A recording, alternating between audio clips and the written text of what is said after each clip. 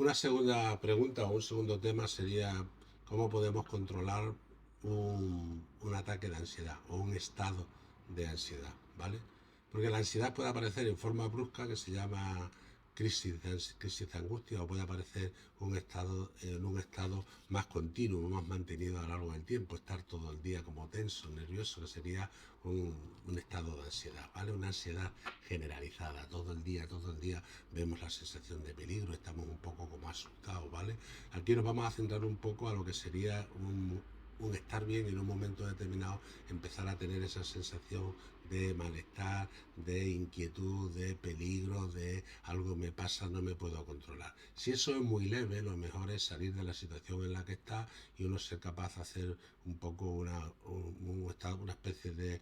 tratamiento de mindfulness en chiquitito o de relajación o de desviar la mente hacia otro pensamiento o de tomarse un vaso de agua o tomarse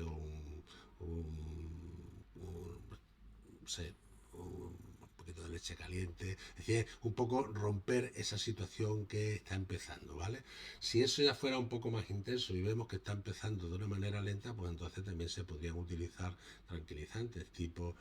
pasiflora o tipo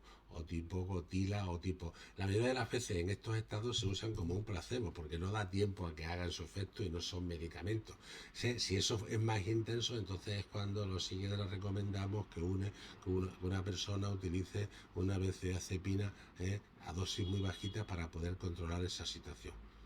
El primer paso sería evitar la situación en la que está, cambiar el chip, cambiarse a otro sitio, ir a un sitio, voy un momento al servicio y allí tranquilizarse, no pasa nada, me puedo controlar y si eso no da resultado, pues entonces uno dice, venga, me voy a tomar algo, me tomo algo que me tranquilice y si en un momento determinado fuera necesario, porque uno ya tiene control y un médico se lo ha prescrito, utilizar una benzodiazepina de vida media rápida y a dosis bajita. Si ese estado de ansiedad es ya muy intenso y un poco ya uno ha perdido el control del cuerpo, es cuando se aconseja entonces que para evitar la hiperventilación, que es el utilizar demasiado, es decir, respirar demasiado deprisa e intoxicarse de oxígeno, porque entonces aparece un estado que se llama tetania, en el cual las manos se nos tuercen y uno se asusta porque el sistema neuromuscular no lo controla, pues entonces cuando aconsejan respirar en una bolsa de papel o respirar en una bolsa de plástico. Con eso hacemos que nosotros respiremos el propio aliento que echamos, que ya como se ha consumido el oxígeno no es tan rico en oxígeno como el aire ambiental, con lo cual aunque respiremos muy deprisa, no nos intoxicamos de oxígeno y evitamos que las manos se nos tuerzan un poquito y nos parezca la sensación de tetania que descontrola. ¿Vale? Una vez que ya hemos controlado ese cuerpo, pues entonces luego ya es, si uno está capacitado y preparado, pues sería distraer la mente del sitio o del momento en el que está, en ese momento que nos crea la angustia. Hay quien dice, en general, en la psiquiatría general, que el cerebro no puede hacer dos cosas a la vez, ¿no? Y que si uno está pensando en la crisis de angustia y se está preocupando de ellas, aumenta, con lo cual sería bueno y útil que uno fuera capaz de hacer un stop del pensamiento. Estoy pensando en una cosa y me concentro en otra. En algunas series americanas que algunos de los protagonistas le dan crisis de angustia con cierta frecuencia, decía que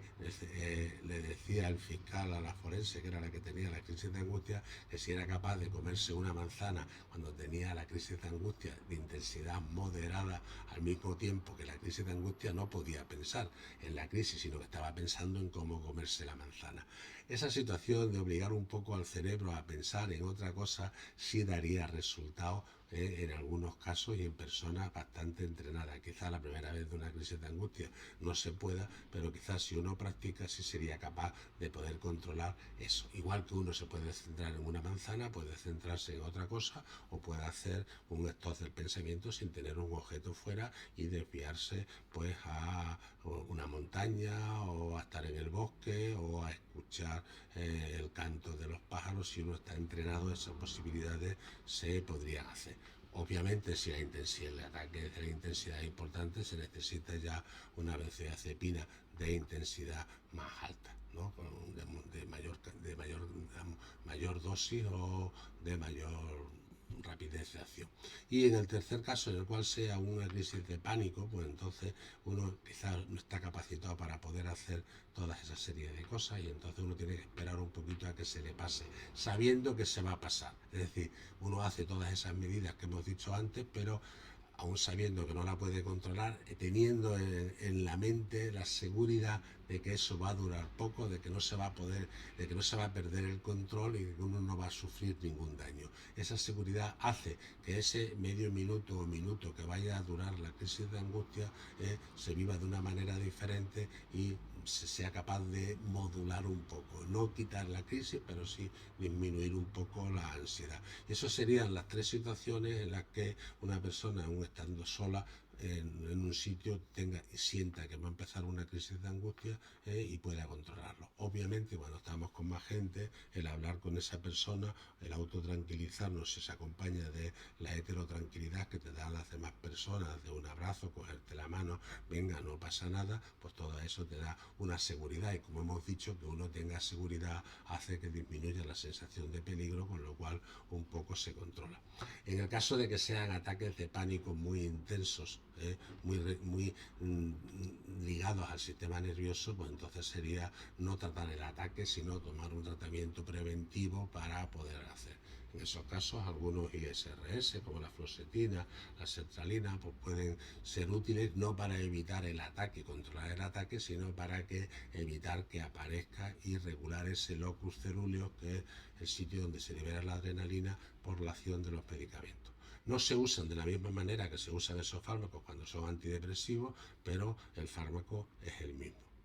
Y en esos casos, un poco el control del médico de atención primaria o el control del psiquiatra del equipo de salud mental, pues sería un poco, para controlar el tratamiento, la parte más indicada.